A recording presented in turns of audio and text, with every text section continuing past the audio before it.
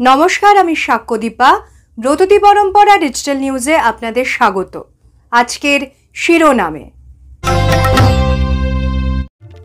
8ই ও 9ই March Bratati পরম্পরার উদ্যোগে অনুষ্ঠিত হতে চলেছে কবিতা উৎসব। দ্য মেহতা বয়েজ, বোমন ইরানির স্বপ্নের সন্তান।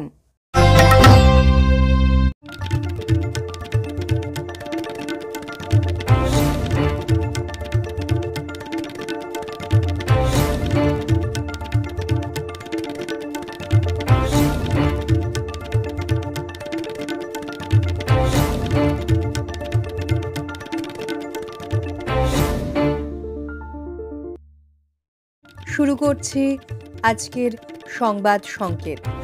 সম্প্রতি সাদার্ন ক্যালিফোর্নিয়ার অধ্যাপক জন উইডলের নেতৃত্বাধীন একটি বিজ্ঞানী দল নেচার জিওসায়েন্স সাময়িকীতে জানিয়েছেন যে গত 20 বছরে পৃথিবীর ইনার কোরের আকৃতিতে বিশেষ পরিবর্তন এসেছে। 1991 থেকে 2023 সালের মধ্যে একই জায়গায় সংঘটিত ভূমিকম্পের তরঙ্গ বিশ্লেষণ করে তাঁরা এই প্রমাণ পেয়েছেন। ইনার কোরের গতিশীলতা পৃথিবীর চৌম্বক ক্ষেত্র তৈরি করে, যা সূর্যের ক্ষতিকর বিকিরণ থেকে আমাদের রক্ষা করে। কাজেই এটি বন্ধ হলে পৃথিবীও মঙ্গলের মতো প্রাণহীন হয়ে পড়বে। গত 12 ফেব্রুয়ারি আহমেদাবাদের ভারত ইংল্যান্ডের ওয়ানডে সিরিজের শেষ ম্যাচটি ছিল বিশেষ গুরুত্বপূর্ণ। না, ফলাফলের হিসেবে নয়, কারণ এক ম্যাচ আগেই সিরিজ জিতে গেছে ভারত।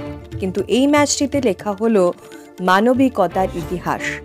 অঙ্গদান প্রাণ বাঁচান উদ্যোগটি নেওয়া হলো এই ম্যাচের আগেই। মৃত্যুর পর দান করা একটি অঙ্গ জীবন দিতে পারে আরেকটি মানুষকে। এই সচেতনতা বাড়াতে আইসিসির এই উদ্যোগ নিঃসন্দেহে প্রশংসার দাবি রাখে। চীনের মাটি থেকে এই প্রথম 150 মিলিয়ন বছর আগের জুরাসিক যুগের পাখির জীবাশ্ম মিলল। এর আগে 1861 সালে জার্মানিতে মিলেছিল 15 সেন্টিমিটার দীর্ঘ পাখির জীবাশ্ম। তবে দক্ষিণ পূর্ব চীন থেকে পাওয়া জীবাশ্মটির দৈর্ঘ্য 22 সেন্টিমিটার। জুরাসিক যুগে যে পাখিরা আকাশে রাজত্ব করত, সেই তালিকায় রয়েছে চীনের এই জীবাশ্মটি। এর আকার দেখে বোঝা যায় এটি 5500 মাইল প্রতিদিন উড়ে যেতে পারত। ফলে এই বিশেষ ক্ষমতা সম্পন্ন পাখিটি 172 মিলিয়ন বছর আগের ডাইনো যুগের বলেও মনে করেছেন একদল বিজ্ঞানী।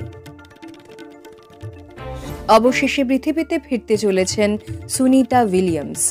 দীর্ঘ 8 মাস মহাকাশে আটকে থাকার পর শেষ পর্যন্ত ভারতীয় বংশোদ্ভূত এই মার্কিন মহাকাশচারীকে ফেরানোর ব্যবস্থা করেছে নাসা। সেই দিন আসন্ন। জানা গিয়েছে সবকিছু ঠিকঠাক থাকলে আগামী 12ই মার্চ ক্রু 10 মিশন লঞ্চ হতে চলেছে। একটি বিশালাকার স্পেসক্রাফট পৃথিবী থেকে আন্তর্জাতিক স্পেস স্টেশনের উদ্দেশ্যে রওনা দেবে। 19 মার্চ সেটি সুনিতা উইলিয়ামস এবং বুচ উইলমোরকে নিয়ে পৃথিবীতে ফিরে আসবে। সঙ্গীত শিল্পী তথা গীতিকার প্রতুল মুখোপাধ্যায় প্রয়াত। দীর্ঘদিন ধরে অসুস্থ ছিলেন শিল্পী প্রতুল মুখোপাধ্যায়। অসুস্থ শিল্পী ভর্তি ছিলেন কলকাতার SSKM হাসপাতালে। রোগের সঙ্গে দীর্ঘ লড়াইয়ের পর তাঁরই গানের পংক্তি মেনে যেন এক অচেনা সাগরে ডিঙা ভাসালেন প্রবাদ প্রতিম শিল্পী। বাংলার সঙ্গীত জগতের অন্যতম উজ্জ্বল তারকা শিল্পী ছিলেন প্রতুল মুখোপাধ্যায়। বাঙালিয়ানা আদ্যপান্ত জড়িয়েছিল তাঁর সঙ্গে। তার কণ্ঠে আমি বাংলায় গান গাই আজও মুখে মুখে ফেরে। পাশাপাশি ডিঙা ভাষাও সাগরেও অত্যন্ত পছন্দ অনুরাগীদের। তাঁর প্রয়াণের খবরে শোকের ছায়া নেমে এসেছে সঙ্গীত জগতে। বিদেহী আত্মার শান্তি কামনা করেছেন সঙ্গীত দুনিয়ার প্রতিটি মানুষ সহ আপামর বাঙালি। বাংলা গান যতদিন থাকবে ততদিন আমি বাংলায় গান গাই বাঙালির মুখে মুখে ফিরবে।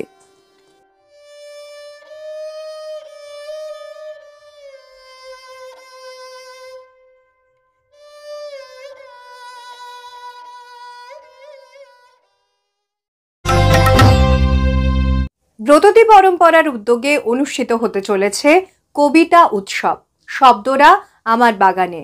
দুদিনব্যাপী এই কবিতা উৎসবের প্রথম দিন অর্থাৎ 8ই মার্চ আয়োজন করা হয়েছে একটি কর্মশালার এবং দ্বিতীয় দিন 9ই মার্চ ব্রততী পরম্পরার বিভিন্ন শাখার ছাত্রছাত্রীদের উপস্থাপনা এবং সেই সঙ্গে থাকছে বিশিষ্ট আমন্ত্রিত শিল্পীদের বেশ কিছু অনুষ্ঠান। আসুন সেই সম্পর্কে বিস্তারিত জেনে নেব আমাদের প্রতিনিধির কাছ থেকে। ব্রততী পরম্পরার 10 বছরে পিসিচন্দ্র গার্ডেনে অনুষ্ঠিত হতে চলেছে শব্দরা আমার বাগানে। দুদিনব্যাপী এই কবিতা যাপনের প্রথম দিন 8ই মার্চ পিসিচন্দ্র গার্ডেনের টিউলিপ হলে আয়োজন করা হয়েছে বাক শিল্প ভিত্তিক কর্মশালার বিভিন্ন সেশনগুলিতে প্রশিক্ষণ ও আলোচনায় থাকবেন বিশিষ্ট নাট্য ব্যক্তিত্ব সোহিনী সেনগুপ্ত, থাকবেন doctor Kunal Sarkar, doctor Somnath Mukherjee, motivational speaker Mrinal Chakraborty, RJ. Agni এবং অবশ্যই ব্রততী পরম্পরার কর্ণধার শ্রীমতী ব্রততী বন্দ্যোপাধ্যায়। ইতিমধ্যেই আসন সংখ্যা পূর্ণ হয়ে গেছে। ব্রততী পরম্পরার নিজস্ব ও বহিরাগত ছাত্রছাত্রীদের নিয়ে প্রায় 300-র বেশি অংশগ্রহণকারীরা থাকছে এই কর্মশালায়। দ্বিতীয় তথা শেষ দিন 9 মার্চ থাকবে ব্রততী পরম্পরার বিভিন্ন শাখার শিক্ষার্থীদের উপস্থাপনা। অফলাইন শাখার সাথে এই অনুষ্ঠানে অংশ নিচ্ছে অনলাইন শাখার শিক্ষার্থীরাও। এছাড়াও থাকবে কাব্যায়ন ও ব্রততী পরম্পরার শিক্ষক শিক্ষিকাদের বিশেষ একটি উপস্থাপনা। আর মাত্র কয়েকদিনের অপেক্ষা, তাই জোর কদমে চলছে মহড়া, চলছে উৎসবের প্রস্তুতি। থাকবেন অনেক বিশিষ্ট জনেরা। উদ্বোধক হিসেবে উপস্থিত থাকছেন সাহিত্যিক শীর্ষেন্দু মুখোপাধ্যায় ও পশ্চিমবঙ্গ কবিতা একাডেমির সভাপতি সুবোধ সরকার। সেই সঙ্গে থাকছে আমন্ত্রিত শিল্পীদের অনুষ্ঠান। ঠিক কি অনুষ্ঠান থাকছে এবং কারা আমন্ত্রিত শিল্পীর আসন অলঙ্কৃত করবেন, আসুন চোখ রাখি অনুষ্ঠান সূচিতে। সুরকার ও গীতিকার সলিল চৌধুরীর প্রতি শ্রদ্ধা জানিয়ে কল্যাণ সেন বরাটের পরিচালনায় ক্যালকাটা কোয়ার উপস্থাপন করবে ও আলোর পথযাত্রী। জীবনানন্দ দাশের কবিতা নিয়ে কবিতার বুকে ভেসে থাকবেন লোপামুদ্রা মিত্র ও সুমন্ত্র সেনগুপ্ত। উজ্জীবনের কবিতা শোনাবেন রত্না মিত্র, প্রণতি ঠাকুর ও সুতপা বন্দ্যোপাধ্যায়। সুন্দর রহস্যময় থাকবেন সুবোধ সরকার, শ্রীজাত ও প্রচেত গুপ্ত কবিতায় এবং গল্প পাঠে। সামন্তক সিনহা ও তন্ময় চক্রবর্তীর উপস্থাপনায় থাকছে এলোমেলো কিছু কবিতা আকাশের গায়ে। জি বাংলা সারেগামাপার আরাত্রিকা থাকবেন গান কবিতার যুগলবন্দি নিয়ে। অনুষ্ঠানের শেষ পর্বে থাকছেন ব্রততী বন্দ্যোপাধ্যায় ও জয়তী চক্রবর্তী। তাদের উপস্থাপনায় থাকছে তোমারই মাটির কন্যা। দ্বিতীয় দিনের সম্পূর্ণ অনুষ্ঠানটি হবে পিসিচন্দ্র গার্ডেনের ম্যাপেল লনে। কবিতা যাপনের পাশাপাশি উৎসব প্রাঙ্গণে থাকছে বিভিন্ন স্টল। কবিতার বই, খাওয়া দাওয়া থেকে শুরু করে হস্তশিল্পের সম্ভার সব নিয়ে জমজমাট এক বিকেলের সাক্ষী থাকবে 9 মার্চের পিসিচন্দ্র গার্ডেন।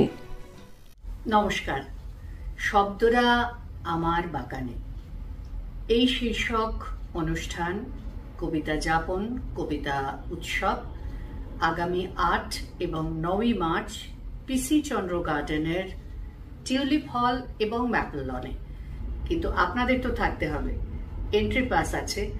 যেসব টেলিফোন নাম্বারে এন্ট্রি পাস পাওয়া যাচ্ছে সেই টেলিফোন নাম্বারগুলি বিভিন্ন পোস্টারের মধ্যে দিয়ে ব্রততী পরম্পরা পেজে আপলোড করা আছে। আপনারা সেই পোস্টারগুলি থেকে ফোন নাম্বারটি নিয়ে ফোন করে এন্ট্রি পাস সংগ্রহ করুন। আপনাদের অপেক্ষায় আমরা আমন্ত্রিত শিল্পী যারা আছেন সকলে আপনাদের অপেক্ষায়। এইটুকুই আমার আপনাদের কাছে জানানোর ছিল। আমাদের ছাত্রছাত্রীরা হই হই করে রিহার্সাল করছে। সকলের মধ্যেই এখন একটা প্রস্তুতির ভাব আগামী 8 এবং 9 মার্চের জন্য। অনেক শুভেচ্ছা রইল। ভালো থাকবেন। দেখা হোক নির্দিষ্ট দিনগুলোতে। নমস্কার। ব্রততী পরম্পরা ও কাব্যায়নের বিভিন্ন শাখায় অফলাইন ও অনলাইন আবৃত্তি প্রশিক্ষণের জন্য ভর্তি চলছে। কবির রোড, সল্টলেক, বারাকপুর, সোনারপুর, চুঁচুড়া, বেহালা, শ্রীরামপুর, শ্যামবাজার ও শান্তিনিকেতন শাখায় ভর্তির জন্য যোগাযোগ করুন এই নাম্বারগুলিতে।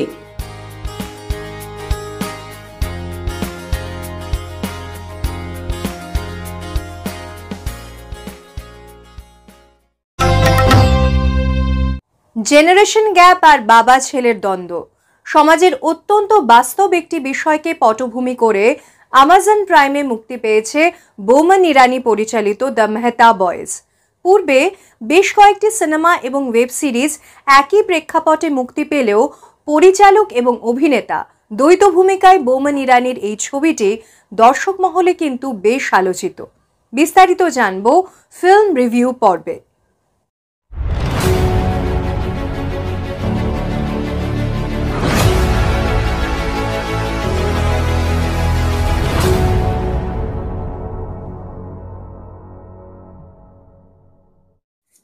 এবার পর্দার সামনে এবং নেপথ্যে দ্বৈত ভূমিকায় বোমান ইরানি।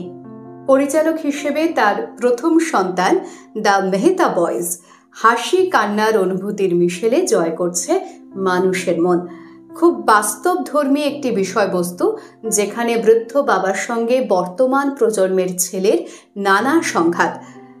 কখনো সেটা বাবার ছেলের প্রতি নির্ভরশীল হয়ে না পড়ার মানসিকতা, কখনো বর্তমান প্রজন্মের যে জীবনযাত্রার ধরন তার সঙ্গে বাবাদের প্রজন্মের খুঁটিনাটি নানা বিষয় মানিয়ে নেওয়ার যে সমস্যা, বা নিজস্ব কেরিয়ার নিয়ে দুশ্চিন্তাগ্রস্ত ছেলের কাঁধে যখন বাবাকে দেখভালের দায়িত্ব এসে পড়ে, তখন সেটাকে অতিরিক্ত দায়িত্ব মনে করে মাথা ব্যথা করা। এই ছোট ছোট দ্বন্দ্ব যা কিনা আমরা প্রতিদিনের জীবনে চারপাশে ঘটতে দেখি, সেগুলিকে খুব সুন্দর করে মর্মস্পর্শী করে পর্দায় ফুটিয়ে তুলেছেন প্রত্যেকজন অভিনেতা অভিনেত্রী তাদের অসাধারণ অভিনয় দক্ষতার মধ্য দিয়ে। 48 ঘন্টার একটি টাইম স্প্যান, যেখানে বাধ্য হয়ে বাবাকে ছেলের সঙ্গে থাকতে হচ্ছে, এবং সেখানে যেমন পারস্পরিক দ্বন্দ্ব উঠে আসছে, ঠিক তেমনি দীর্ঘ একটা সময় ধরে আমাদের না বলা অনুভূতির প্রকাশ, হাজারো মতভেদের মধ্যেও বাবা মার সঙ্গে সন্তানের যে শ্রদ্ধা এবং স্নেহের সম্পর্কের বুনন, সেটাও কিন্তু এই সিনেমায় তুলে ধরা হয়েছে। কিন্তু এক্ষেত্রে এই যে দ্বন্দ্বটা বাবা ছেলের মধ্যে, সেটা ঠিক কেন বা তার পিছনের কারণটা কি, এটা কোথাও গিয়ে স্পষ্ট হয় না। সিনেমার কিছু সংলাপ মনে দাগ কেটে যাওয়ার মতো। একটা বয়সের পর বাবা মা যখন সন্তানদের উপর ধীরে ধীরে নির্ভরশীল হতে থাকেন, তখন কোথাও গিয়ে যেন রোল রিভার্স হয়ে যায়, তারাই হয়ে যান আমাদের সন্তান। কিন্তু দিনের শেষে এটা মনে রাখতেই হয় যে মা বাবা আমাদের অভিভাবক এবং ছোট্টটি সেই সন্তানেরাই। তো এই ধরনের কিছু কিছু ছোট ছোট দৃশ্য সংলাপ যা কিনা ভীষণভাবে মনকে ছুঁয়ে যায়। তাই এটি এমন একটি সিনেমা, এই নিয়ে হয়তো আগেও বহু সিনেমা তৈরি হয়েছে, কিন্তু তবু পরিচালক হিসেবে প্রথম হাতে খড়ি অভিনেতা বোমান ইরানির, এবং এই সিনেমাতে তার অভিনয় নিয়ে কোনো নতুন কথা বলার জায়গা তিনি রাখেন না। তো সব মিলিয়ে একটি পারিবারিক চালচিত্র, এবং নিজেকে কোথাও গিয়ে যেন প্রশ্নের মুখে দাঁড় করাবার মূল্যবোধের প্রশ্ন চিহ্নটা কিন্তু এই ধরনের সিনেমাগুলো আমাদের সামনে তুলে ধরে। তাই দেখতে পারেন দ্য মেহতা বয়েজ। আজকের খবর এ পর্যন্তই। পরবর্তী সংবাদের জন্য চোখ রাখুন ব্রততী পরম্পরা ডিজিটাল নিউজ চ্যানেলে আগামী সপ্তাহে। নমস্কার।